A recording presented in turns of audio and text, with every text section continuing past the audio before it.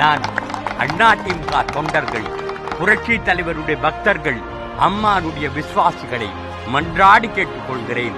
அம்மானுடைய விசுவாசிகள் அண்ணன் ஓபிஎஸ்ஐ தலைமையேற்று அம்மாவே 3 முறை அவரை முதலமைச்சராக்கியிருக்கிறார்.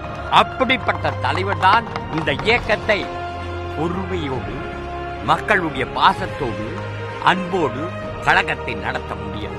அராஜகத்தோடு, மற்ற பணபலத்தோடு கழகத்தை நடத்த முடியும். கையிலே காசில்லாதவனையும் நெஞ்சிலே மாசில்லாதவர்களை விட்டுதான் ஓபிஎஸ் கழகத்தை நடத்தி கொண்டிருக்கிறார். ஓபிஎஸ் தலைமையில் அம்மானுடைய ஆசையோடு நாங்கள் வெற்றி பெறுவோம். புரட்சி தலைவருடைய ஆசையும், அம்மானுடைய ஆசையும், மக்களுடைய ஆதரவும் எங்களுக்கு இருக்கிறது என்பதை திடமான நம்பிக்கையோடு, உறுதியோடு இங்கே கூறுகிறோம்.